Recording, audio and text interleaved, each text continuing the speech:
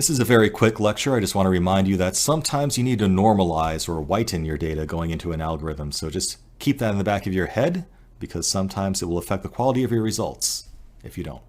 So real quick lecture here. I just want to remind you about the importance sometimes of normalizing your data, making sure that your various input feature data is on the same scale and is comparable. And sometimes it matters and sometimes it doesn't, but you just have to be cognizant of when it does.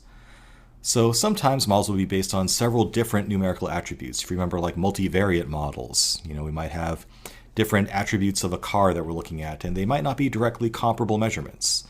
Or, for example, if we're looking at relationships between ages and incomes, ages might range from 0 to 100, but incomes in dollars might range from 0 to billions. And depending on the currency, it could be an even larger range. Some models are okay with that. If you're doing like a regression, usually that's not a big deal. But other models don't perform so well unless those values are scaled down first to a common scale. So if you're not careful, you can end up with some attributes counting more than others. Maybe the income would end up counting much more than the age if you were trying to treat those two values as comparable values in your model.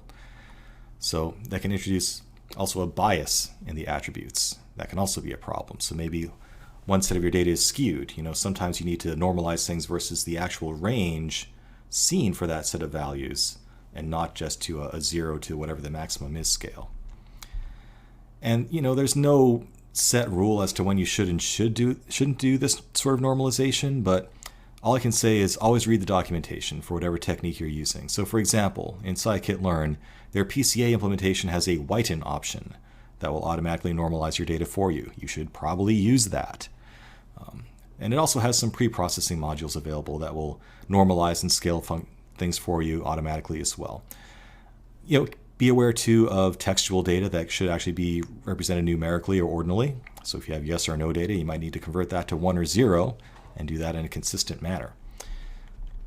So again, just read the documentation. Most techniques do work fine with raw unnormalized data, but before you start using a new technique for the first time, just read the documentation and understand whether or not the inputs should be scaled or normalized or whitened first. And if so, scikit-learn will probably make it very easy for you to do so. You just have to remember to do it. Don't forget to rescale your results when you're done if you are scaling the input data. So if you want to be able to interpret the results you get, sometimes you need to scale them back up to their original range after you're done. So if you are scaling things and maybe even biasing them toward a certain amount before you input them into a model, make sure that you unscale them and unbias them before you actually present those results to somebody, or else they won't make any sense. Okay? So just a little reminder, a little bit of a parable, if you will. Always check to see if you should normalize or whiten your data before you pass it into a given model. So no exercise associated with this lecture. It's just something I want you to remember. I'm just trying to drive the point home. Some algorithms require whitening or normalization, some don't. So always read the documentation. If you do need to normalize the data going into an algorithm, it will usually tell you so, and it will make it very easy to do so. So just be aware of that.